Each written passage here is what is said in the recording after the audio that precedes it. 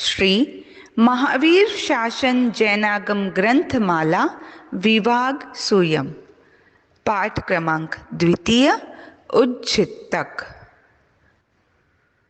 सूत्र क्रमांक 1 उत्क्षेप पद।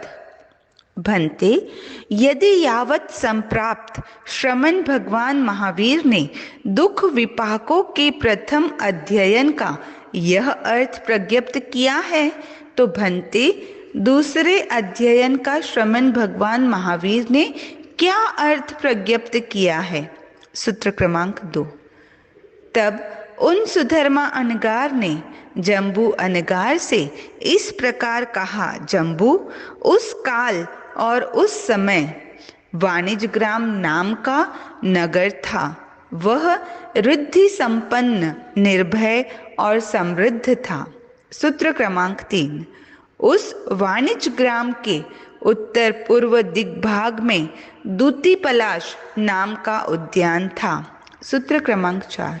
वहाँ दूती पलाश में यक्ष सुधर्मा का यक्षायतन था।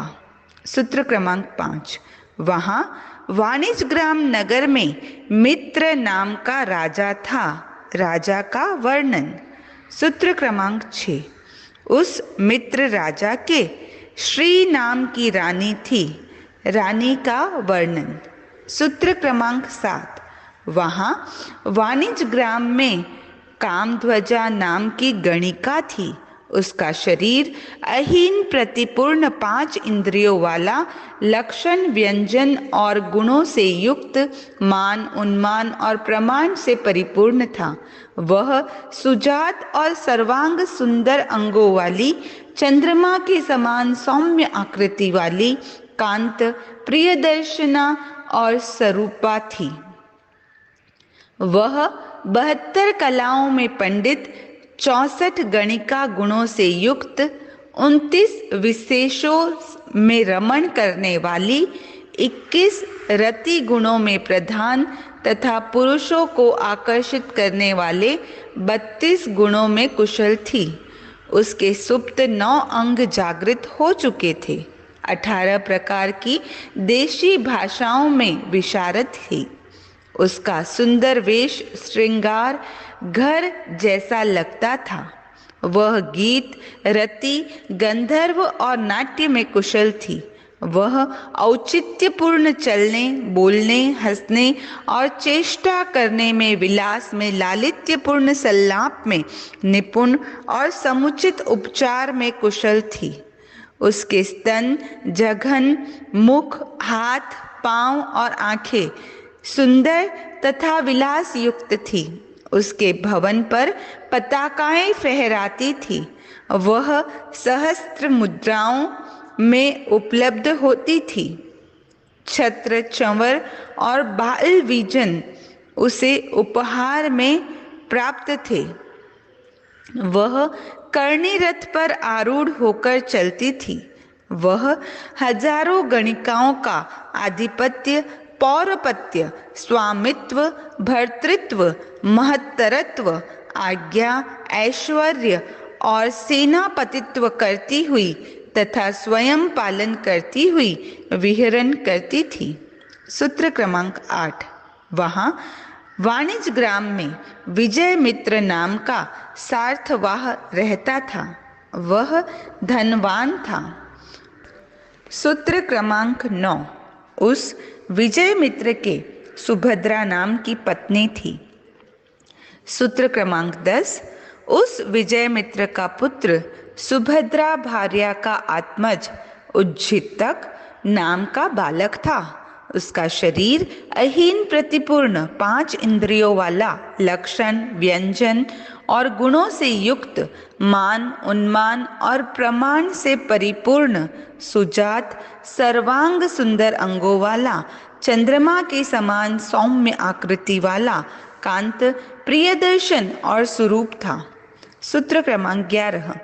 उस काल और उस समय श्रमण भगवान महावीर समवसृत हुए। परिषद ने निर्गमन किया, राजा ने निर्गमन किया, जैसे कुणिक ने निर्गमन किया, धर्म कहा, परिषद लौट गई, राजा भी चला गया। गौतम के द्वारा उज्जितक का पूर्व भव पृच्छा पद। सूत्र क्रमांक 12। उस काल और उस समय श्रमण भगवान महावीर के ज्येष्ठ अंतेवासी गौतम गोत्रीय इंद्रभूति नामक अनगार यावत विपुल तेजोलेशा को अंतर्लीन रखने वाले बिना विराम षष्ठ भक्त तपह कर्म करने के द्वारा संयम और तप से आत्मा को भावित करते हुए विहरण करते थे। सूत्र क्रमांक 13। तब भगवान गौतम ने षष्ठ भक्त के पारने में प्रथम प्रहर में स्वाध्याय किया, द्वितीय प्रहर में ध्यान किया, तृतीय प्रहर में त्वरता, चपलता और संभ्रम रहित होकर मुख वस्त्रिका का प्रतिलेखन किया, प्रतिलेखन कर पात्र वस्त्र का प्रतिलेखन किया, प्रतिलेखन कर पात्रों का परिमार्जन किया, प्रमार्जन कर पात्रों को ग्रहण किया, ग्रहण कर जहाँ श्रमण भगवान महावीर थे वहीं पहुँचे, पहुंचकर श्रमण भगवान महावीर को वंदन किया, नमस्कार किया, वंदन कर नमस्कार कर इस प्रकार बोले, भंते आप द्वारा अभ्यनुज्ञात होकर षष्ठ भक्त के पारने में वाणिज्य ग्राम नगर के उच्च नीच और मध्यम कुलों के घरों में समुदान भिक्षाचर्या के लिए अटन करना चाहता हूँ। देवानुप्रिय, जैसा सुख हो प्रतिबंध मत करो। सूत्र क्रमांक 14। उस समय भगवान गौतम ने श्रमण भगवान महावीर के द्वारा अभ्यनुज्ञात होकर श्रमण भगवान महावीर के पास से दूती पलाश उद्यान से प्रतिनिष्क्रमण किया, प्रतिनिष्क्रमण कर त्वरता, चपलता और संभ्रम रहित होकर युग प्रमाण भूमि को देखने वाली दृष्टि से आगे इर्या समिति का शोधन करते हुए जहाँ वाणिज्य ग्राम नगर था वहीं पहुँचे। पहुंचकर वाणिज्य ग्राम के उच्च नीच और मध्यम कुलों के घरों में समुदान भिक्षाचर्या के लिए अटन करते हुए जहाँ राजमार्ग था वहीं पहुँचे। वहाँ बहुत से हाथियों को देखा। वे हाथी सन्नद्धबद्ध तथा त्वक त्राण और महान तनुत्राण धारण किए हुए थे। उनके उर कसकर बांधे हुए थे। उन हाथियों के घंटा लटक रही थी। वे विभिन्न प्रकार की मणि रत्नों से रचित अनेक प्रकार के ग्रैवयक गर्दन के आभूषण पहने हुए थे। विशेष तनुत्राण धारण किए हुए थे। ध्वजा, पताकाओं तथा 5 शिरोभूषण से सुशोभित थे। आयुध और प्रहरण धारण किए हुए महावत जिन पर आरूढ़ थे। वहां पर अन्य अनेक घोड़ों को देखा। वे घोड़े सन्नद्धबद्ध तथा त्वक त्राण और महान तनुत्राण धारण किए हुए थे। शरीर पर रक्षक उपकरण थे। कवच विशेष लटक रहे थे। बख्तर विशेष धारण किए हुए थे। मुंह में लगाम थी। होठों पर क्रोध झलक रहा था। चंवर और दर्पण से जिनका कटिभाग परिमंडित था। आयुध और प्रहरण धारण किए अश्वरोही जिन पर आरूढ़ थे। वहां अन्य अनेक पुरुषों को देखा। वे सन्नद्धबद्ध तथा कवच को धारण किए हुए, कलाई पर चमड़े की पट्टी बांधे हुए, गले का सुरक्षा कवच पहने हुए, विमल वर चिन्ह पट्ट बांधे, आयुध और प्रहरण धारण किए हुए थे। उन पुरुषों के मध्य उन्होंने अवकोटक बंधन से बंधा हुआ तथा कटे हुए कान नाक वाला एक पुरुष देखा, जिसका पूरा शरीर स्नेह से स्निग्ध था। वध्य होने के कारण हाथों और कटी प्रदेश में पुराने वस्त्र बांध दिए थे। गले में लाल धागे वाली फूलों की माला थी। शरीर गेरू के चूर्ण से पोता हुआ था, जो संत्रस्त था। बाह्य प्राण जिसको प्रिय थे स्वयं के ही शरीर के मांस के तिल जितने टुकड़े कर उसको खिलाए जा रहे थे। वह पापात्मा था, सैकड़ों चाबुकों से मारा जा रहा था। अनेक स्त्री पुरुषों ने जिसे घेर रखा था। चौराहे चौराहे पर फूटे हुए ढोल से उद्घोषित होती हुई इस प्रकार की उद्घोषणा को सुना, देवानुप्रियो, उज्जीतक बालक का किसी राजा अथवा राजपुरुष ने अपराध नहीं किया। यह स्वयं उसके ही किए हुए कर्मों का अपराध है। सूत्र क्रमांक 15। तब उस पुरुष को देखकर भगवान गौतम के मन में इस प्रकार का आध्यात्मिक चिंतित कल्पित प्रार्थित मनोगत संकल्प उत्पन्न हुआ, अहो, यह पुरुष पूर्वकृत प्राचीन दुश्चीर्ण दुष्प्रतिक्रांत अशुभ पाप कर्मों के पाप फल वृत्ति विशेष का प्रत्यनुभव करता हुआ विहरण कर रहा है। मैंने नरक और नारकीय जीवों को नहीं देखा है, पर यह पुरुष प्रत्यक्ष रूप से नरक के समान वेदना भोग रहा है।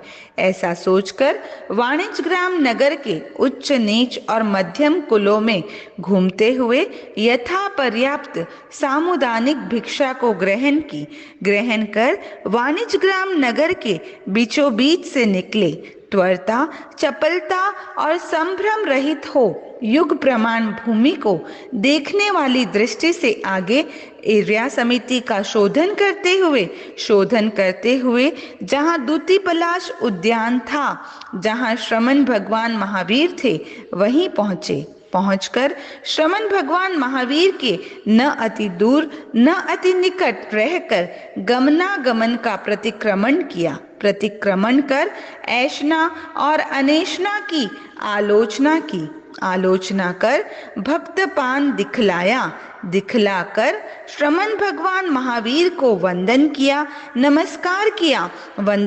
नमस्कार कर इस प्रकार बोले, भंते, मैं आपके द्वारा अभ्यनुज्ञात होकर वाणिज्यग्राम नगर में यावत उसी प्रकार से सब निवेदन किया।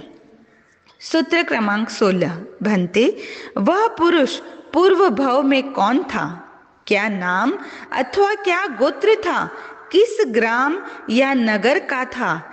क्या देकर, क्या खाकर, क्या समाचरण कर, किन पूर्वकृत प्राचीन दुश्चीर्ण दुष्प्रतिक्रांत अशुभ पाप कर्मों के पाप फल वृत्ति विशेष का प्रत्यनुभव करता हुआ विहरण कर रहा है? उज्जीतक का गोत्रास भव वर्णक पद। सूत्र क्रमांक 17। गौतम, इस प्रकार उस काल और उस समय इसी जम्बू द्वीप के भारतवर्ष में हस्तिनापुर नाम का नगर था। वह रिद्धि संपन्न, निर्भय और समृद्ध था। सूत्र क्रमांक 18। वहां हस्तिनापुर नगर में सुनंद नाम का राजा था। वह महान हिमालय, महान मलय, मेरु पर्वत और महेंद्र पर्वत के समान प्रधान था। वहां हस्तिनापुर नगर के बहुमध्य भाग में एक बहुत विशाल गोमंडप था। वह अनेक सैकड़ों खंभों पर सन्निविष्ट चित्त को आह्लादित करने वाला दर्शनीय अभिरूप और प्रतिरूप था। सूत्र क्रमांक 20। वहां नगर के बहुत से सनाथ और अनाथ पशु, नगर की गायें, नगर के बड़े बैल, नगर की गायों और भैंसों के छोटे बच्चे, नगर के सांड प्रचुर तृण और जल प्राप्त करते हुए निर्भय निरुद्विग्न हो सुखपूर्वक निवास करते थे। सूत्र क्रमांक 21। वहां हस्तिनापुर नगर में भीम नामक कूटग्राह था।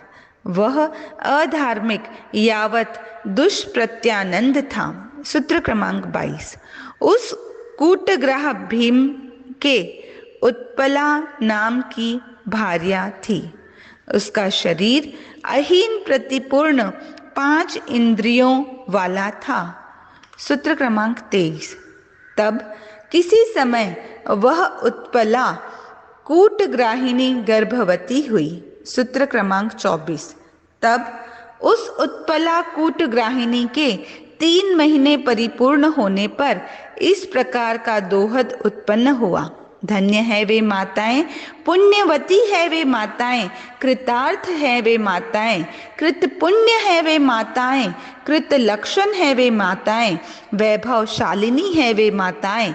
उन्हीं माताओं ने मनुष्य के जन्म और जीवन का फल पाया है, जो नगर के बहुत से सनाथ या अनाथ पशुओं के, नगर की गायों के, नगर के बड़े बैलों के, नगर की गायों और भैंसों के छोटे बच्चों के, नगर के सांडों के उधस, स्तन, अंडकोश, पूंछ, ककुद, स्कंध, कान, आंख, नाक, जीभ, होठ, सासना आदि अवयवों को जो पके हुए हैं, तले हुए हैं, भुने हुए हैं, सूखे हुए हैं, नमक मिलाए हुए हैं, इन सब के साथ सुरा, मधु, मेरक, जाति, सिधु तथा प्रसन्ना का आस्वाद लेती हुई, विशेष रूप से आस्वाद लेती हुई, बांटती हुई, परिभोग करती हुई दोहद को पूरा करती है। तो मैं भी बहुत से नगर के सनाथ या अनाथ पशुओं के, नगर की गायों के, नगर के बड़े बैलों के, नगर की गायों और भैंसों के छोटे बच्चों के, नगर के सांडों के उधस, स्तन, अंडकोश, पूंछ, ककूद, स्कंध, कान, आंख, नाक, जीभ, होठ, सासना आदि जो पके हुए हैं, तले हुए हैं, भुने हुए हैं, सूखे हुए हैं, नमक मिलाए हुए हैं, इन सब के साथ सुरा, मधु, मेरक, जाति, सीधु तथा प्रसन्ना का आस्वाद लेती हुई, विशेष रूप से आस्वाद लेती हुई, बांटती हुई, परिभोग करती हुई दोहद को पूरा करूं। इस प्रकार विचार करके दोहद पूर्ण नहीं होने पर वह शुष्क, भूखी, कृश, रुग्ण शरीर वाली, निस्तेज, दीन, शून्य चित्त वाली हो गई। उसका मुंह पीला पड़ गया, मुख और नयन कमल नीचे झुक गए। यथोचित पुष्प, वस्त्र, गंध, चूर्ण, माला, अलंकार और आहार का परिभोग नहीं करती हुई वह करतल से मसली हुई कमल माला की तरह उपहत मना संकल्प वाली, हथेली पर मुंह टिकाए आर्त ध्यान में डूबी हुई, भूमिगत दृष्टि वाली हो चिंतातुर हो गई। सूत्र क्रमांक 25। इधर वह भीम कूटग्राह जहाँ उत्पला कूटग्राहिणी थी वहीं पहुंचकर उत्पला कूटग्राहिणी को उपहत मनः संकल्प वाली, हथेली पर मुंह टिकाए आर्त ध्यान में डूबी हुई, भूमिगत दृष्टि वाली और चिंतातुर बनी हुई देखकर इस प्रकार बोला, देवानुप्रिय, तुम किस लिए उपहत मनः संकल्प वाली, हथेली पर मुंह टिकाए आर्त ध्यान में डूबी हुई, भूमिगत दृष्टि वाली, चिंतातुर हो रही हो। सूत्र क्रमांक 26।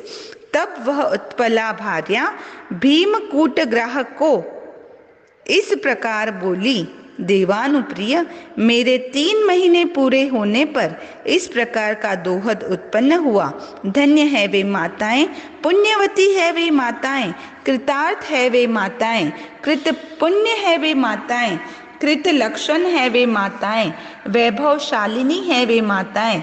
उन्हीं माताओं ने मनुष्य के जन्म और जीवन का फल पाया है, जो नगर के बहुत से सनाथ या अनाथ पशुओं के, नगर की गायों के, नगर के बड़े बैलों के, नगर की गायों और भैंसों के छोटे बच्चों के, नगर के सांडों के उधस, स्तन, अंडकोश, पूंछ, ककूत, स्कंद, कान, आंख, नाक, जीभ, होठ, सासना आदि अवयवों को जो पके हुए हैं, तले हुए हैं, भुने हुए हैं, सूखे हुए हैं, नमक मिलाए हुए हैं, इन सब के साथ सुरा, मधु, मेरक, जाति, सिधु तथा प्रसन्ना का आस्वाद लेती हुई, विशेष रूप से आस्वाद लेती हुई, बांटती हुई, परिभोग करती हुई अपने दोहद को पूरा करती है।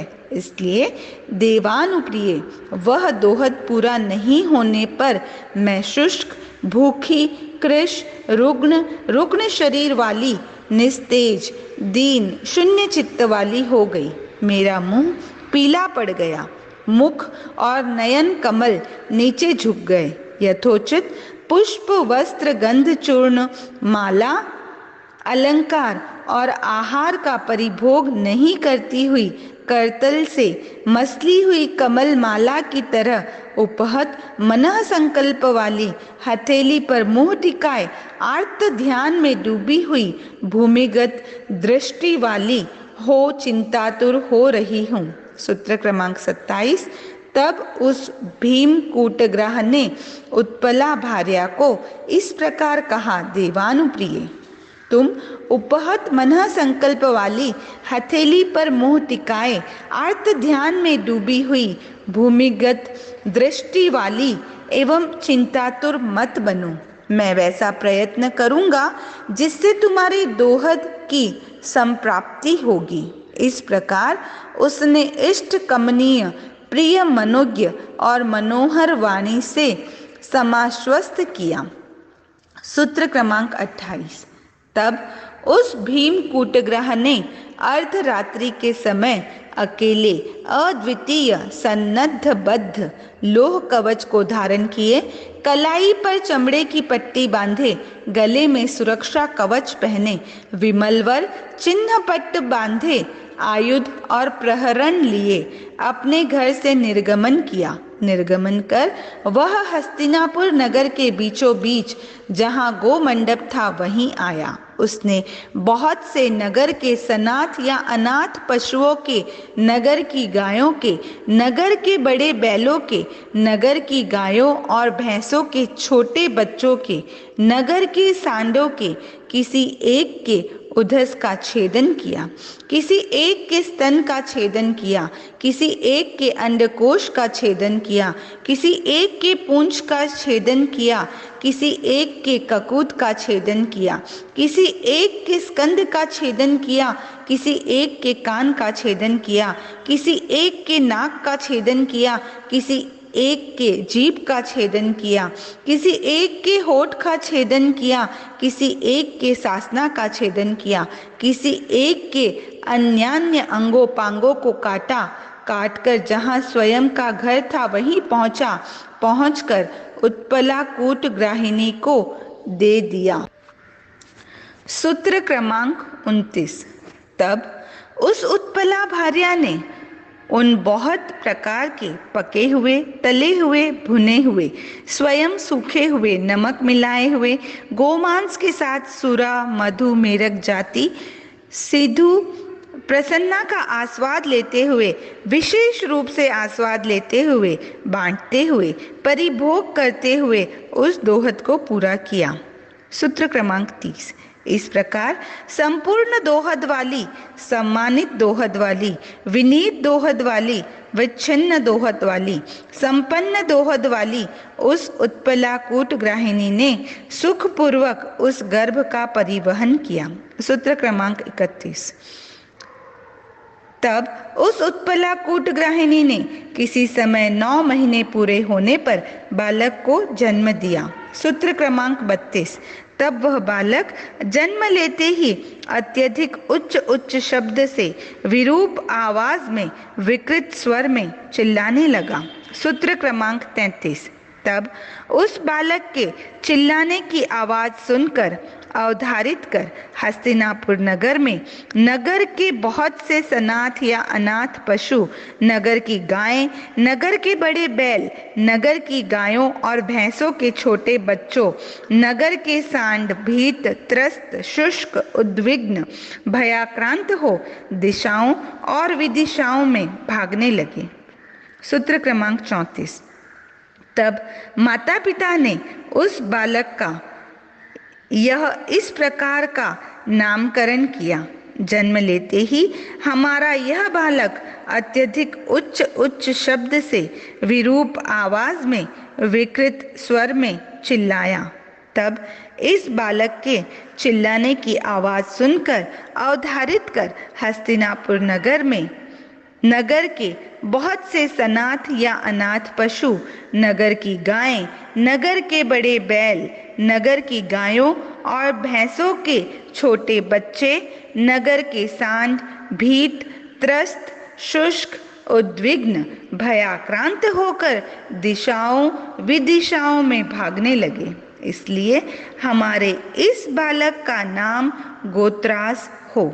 सूत्र क्रमांक 35। तब वह बालक गोत्रास उन्मुक्त बाल्य भाव हो गया। सूत्र क्रमांक 36।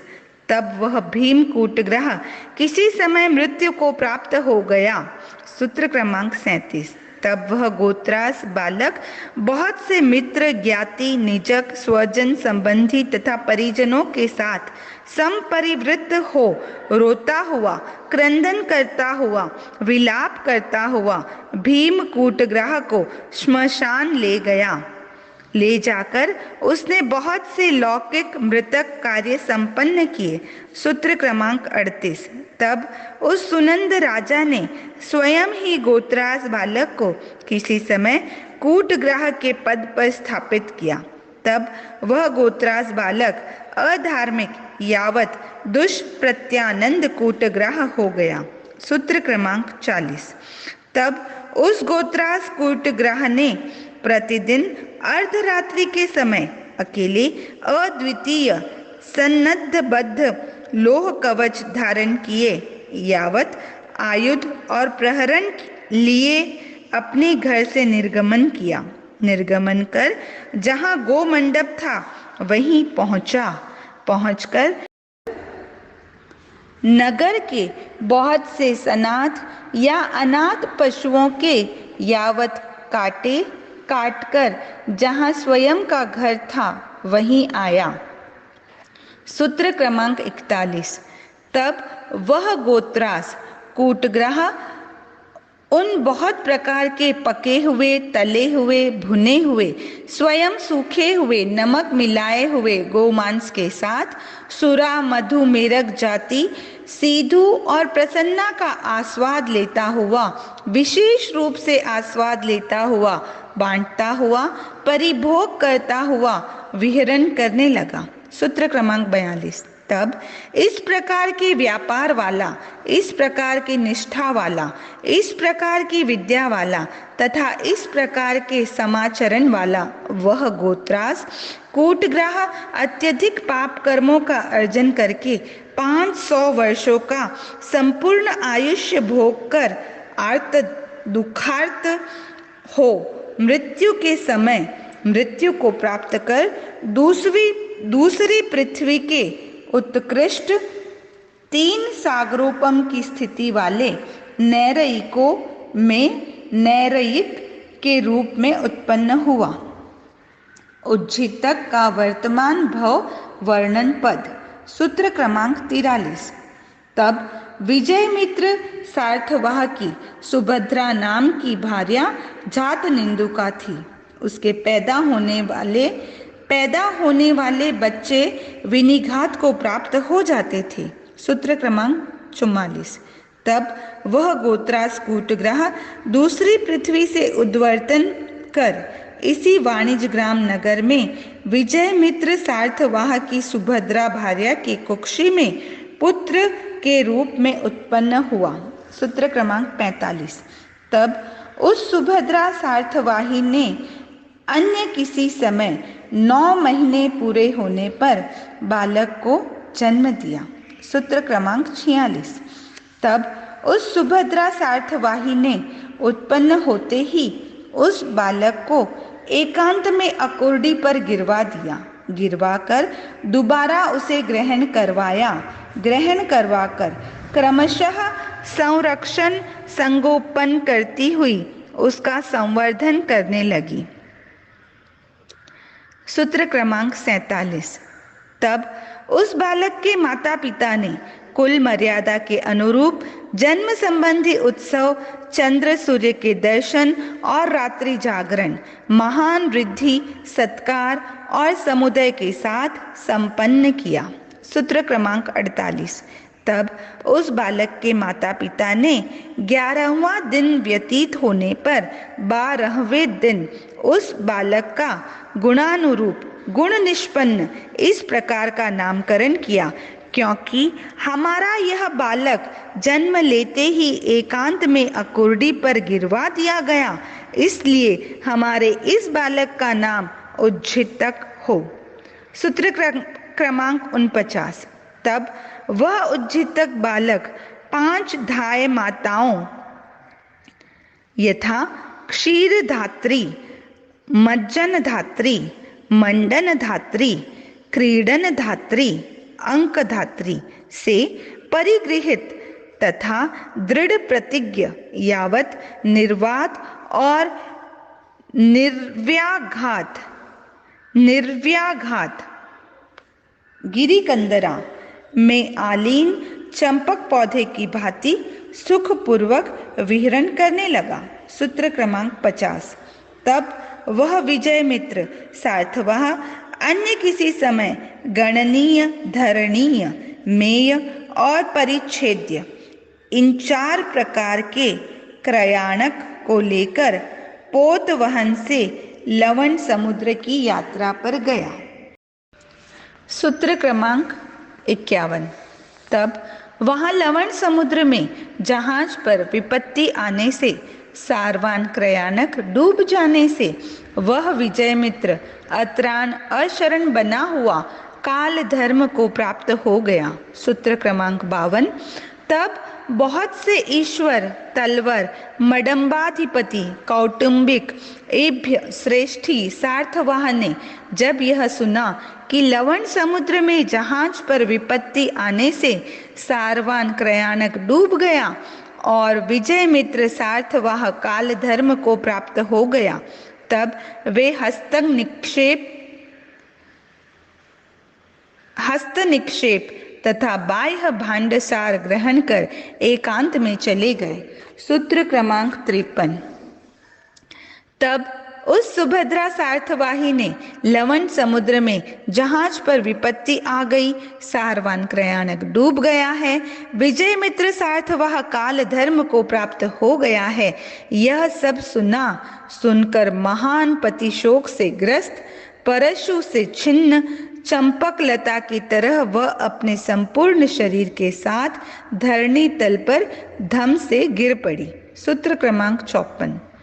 तब उस सुभद्रा सार्थवाही ने मुहूर्त भर के बाद आश्वस्त हो बहुत से मित्र, ज्ञाति, निजक, स्वजन, संबंधी तथा परिजनों से परिवृत्त हो रोते हुए, क्रंदन करते हुए, विलाप करते हुए विजय मित्र सार्थवाह के लौकिक मृतक कार्य संपन्न किए। सूत्र क्रमांक 55। तब वह सूत्र क्रमांक 55। तब वह सुभद्रा सार्थवाही अन्य किसी समय लवण समुद्र में गमन, सार्थ का विनाश, जहाज का विनाश और पति मरण इन सब का अनुचिंतन करती हुई काल धर्म को प्राप्त हो गई। सूत्र क्रमांक 56। तब उन नगर रक्षकों ने सुभद्रा सार्थवाही काल धर्म को प्राप्त हो गई है यह जानकर उज्झितक बालक को स्वयं के घर से निकालकर वह घर किसी दूसरे को दे दिया। सूत्र क्रमांक 57। तब वह उज्झितक बालक अपने घर से निकाले जाने पर वाणिज्यग्राम नगर में श्रृंगाटक तिराहों, चौराहों, चौहटों, 4 द्वार वाले स्थानों, राजमार्गों और सामान्य मार्गों में, द्यूत स्थानों, वैश्यागृहों तथा मध्य गृहों में सुखपूर्वक परिवर्धित होने लगा। सूत्र क्रमांक 58। तब वह उज्झितक बालक अनपघट्टक, अनिवारक, स्वच्छंद मति वाला, अपनी इच्छानुसार चलने वाला, मद्यपान, चोरी, जुआ, वैश्या तथा पर स्त्री गमन करने लगा। सूत्र क्रमांक 59। तब वह उज्जीतक अन्य किसी समय कामध्वजा गणिका के साथ संप्रलग्न हो गया। वह कामध्वजा गणिका के साथ प्रधान मनुष्य संबंधी भोगार्ह भोगों का भोग करता हुआ विहरण करने लगा। सूत्र क्रमांक 60। तब अन्य किसी समय उस मित्र राजा की रानी श्रीदेवी के योनिशूल उत्पन्न हो गया। मित्र राजा श्रीदेवी के साथ प्रधान मनुष्य संबंधी भोगार्ह भोगों को भोगने में समर्थ नहीं रहा। सूत्र क्रमांक 61। तब मित्र राजा ने अन्य किसी समय उज्जीतक बालक को कामध्वजा गणिका के घर से निकलवाकर कामध्वजा गणिका को अंतःपुर में स्थापित कर कामध्वजा गणिका के साथ प्रधान मनुष्य संबंधी भोगार्ह भोगों को भोगता हुआ विहरण करने लगा। सूत्र क्रमांक 62। तब वह उज्जीतक बालक कामध्वजा गणिका के घर से निकाले जाने पर कामध्वजा गणिका में मूर्छित, गृध्र, ग्रथित और अध्युपपन्न बना हुआ अन्यत्र कहीं भी स्मृति, रति और धृति को प्राप्त नहीं करता हुआ कामध्वजा गणिका में ही अपने चित्त, मन, लेश्या अध्यवसाय का नियोजन करता हुआ उसी विषय में उपयुक्त होता हुआ उसके लिए अपनी सारी इंद्रियों को अर्पित करता हुआ उसी भावना से भावित होता हुआ कामध्वजा गणिका के बहुत से अंतरों, छिद्रों और विवरों को खोजता हुआ विहरण करने लगा। सूत्र क्रमांक 63। तब उस उज्जीतक बालक ने किसी समय कामध्वजा गणिका के अंतर को प्राप्त कर कामध्वजा गणिका के घर में प्रच्छन्न रूप से अनुप्रवेश कर वह कामध्वजा गणिका के साथ प्रधान मनुष्य संबंधी भोगार्ह भोगों का भोग करता हुआ विहरण करने लगा। सूत्र क्रमांक 64। इतने में मित्र राजा स्नात, बलिकर्म, कौतुक, मंगल प्रायश्चित कर सब अलंकारों से विभूषित हो जन समूह से परिवृत हो जहाँ कामध्वजा गणिका का घर था वहीं पहुंचकर वहां उसने उज्जीतक बालक को कामध्वजा गणिका के साथ प्रधान मनुष्य संबंधी भोगार्ह भोगों का भोग करते हुए देखकर क्रोध से तमतमाता हुआ रुष्ट, कुपित, चंड और क्रोध से जलता हुआ त्रिवली युक्त भ्रिकुटी को ललाट पर चढ़ाकर उज्जीतक बालक को पुरुषों के द्वारा पकड़वाकर अस्थि, मुष्टि, घुटने और कोहने के प्रहारों से संभग्न और शरीर को मथित करके अवकोटक बंधन से बांधकर इस विधान से वध्य के रूप में आज्ञप्त किया। सूत्र क्रमांक 65। गौतम, इस प्रकार उज्जीतक बालक पूर्वकृत प्राचीन, दुश्चीर्ण, दुष्प्रतिक्रांत अशुभ पाप कर्मों के पाप फल वृत्ति विशेष का प्रत्यनुभव करता हुआ विहरण कर रहा है। उज्जीतक का आगामी भव वर्णक पद। सूत्र क्रमांक 66। भन्ते, उज्जीतक बालक मृत्यु के समय मृत्यु को प्राप्त कर यहाँ से कहाँ जाएगा, कहाँ उत्पन्न होगा? गौतम, उज्जीतक बालक 25 वर्षों का संपूर्ण आयुष्य भोग कर आज ही त्रिभागावशेष दिन में शूली से भिन्न किए जाने पर मृत्यु के समय मृत्यु को प्राप्त कर इसी रत्न प्रभा पृथ्वी में नैरयिकों में नैरयिक के रूप में उत्पन्न होगा। सूत्र क्रमांक 67। वहां से उद्वर्तन कर वह इसी जम्बू द्वीप के भारतवर्ष में वैताढ़्य गिरी की तलहटी में वानर कुल में वानर के रूप में उत्पन्न होगा। सूत्र क्रमांक 68। वहां वह बाल्यावस्था पार हो जाने पर तिर्यंच संबंधी भोगों में मूर्छित, गृद्ध, ग्रथित और अध्युपपन्न बना हुआ उत्पन्न होने वाले वानर शिशुओं का हनन करेगा। इस प्रकार के व्यापार वाला, इस प्रकार की निष्ठा वाला, इस प्रकार की विद्या वाला, इस प्रकार के समाचरण वाला वह मृत्यु के समय मृत्यु को प्राप्त कर इसी जम्बू द्वीप में, भारतवर्ष में, इंद्रपुर नगर में गणिका के कुल में पुत्र रूप में उत्पन्न होगा। सूत्र क्रमांक 69।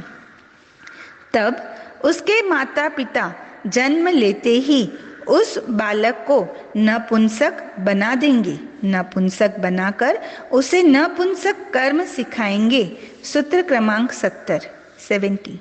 तब उस बालक के माता पिता 12वें दिन बालक का इस प्रकार नामकरण करेंगे, हमारे इस बालक का नाम प्रियसेन नपुंसक हो।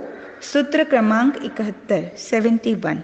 तब वह प्रियसेन नपुंसक बाल्यावस्था को लांघ कर विज्ञ और कला का पारगामी बनकर यौवन को प्राप्त कर रूप, यौवन और लावण्य के द्वारा उत्कृष्ट शरीर वाला होगा। सूत्र क्रमांक 72। तब वह प्रियसेन नपुंसक इंद्रपुर नगर में बहुत से राजा, युवराज, कोतवाल, मडंबाधिपति, कौटुंबिक, इभ्य, श्रेष्ठी, सेनापति, सार्थवाह आदि को बहुत से विद्या प्रयोगों के द्वारा, मंत्र प्रयोगों के द्वारा, चूर्ण प्रयोगों के द्वारा हृदय को शून्य करने वाले, अदृश्य करने वाले, प्रसन्न करने वाले, वशीकरण के द्वारा एवं अभियोगिक प्रयोगों के द्वारा वश में करके प्रधान मनुष्य संबंधी भोगार्ह भोगों का प्रत्यनुभव करता हुआ विहरण करेगा। सूत्र क्रमांक 73। तब इस प्रकार के व्यापार वाला, इस प्रकार की निष्ठा वाला, इस प्रकार की विद्या वाला तथा इस प्रकार के समाचरण वाला वह प्रियसेन नपुंसक अत्यधिक पाप कर्मों का अर्जन कर 2100 वर्षों का संपूर्ण आयुष्य भोग कर मृत्यु के समय मृत्यु को प्राप्त कर इसी रत्न प्रभा पृथ्वी में नैरयिकों में नैरयिक रूप में उत्पन्न होगा। वहां से सरीसृपों में फिर उसी प्रकार संसार परिभ्रमण जैसे प्रथम अध्ययन में प्रज्ञप्त है यावत वह वायु, तेजस, अपकाय, पृथ्वीकाय में अनेक लाख बार मरकर वहीं बार बार जन्म लेगा। तदनंतर वह उद्वर्तन कर इसी जम्बू द्वीप में भारतवर्ष में चंपा नगरी में भैंसे के रूप में उत्पन्न होगा। वह वहां किसी समय गौष्ठिक पुरुषों के द्वारा जीवन रहित कर दिए जाने पर वहीं चंपा नगरी में श्रेष्ठी कुल में पुत्र के रूप में उत्पन्न होगा। वह वहां बाल्यावस्था पार करके तथा रूप स्थविरों के पास केवल बोधि अर्थात सम्यक्त्व का बोध प्राप्त करेगा, अनगार बनेगा। उसके बाद सौधर्म कल्प में यथा प्रथम अध्ययन में यावत अंत करेगा। निक्षेप पद। सूत्र क्रमांक 74।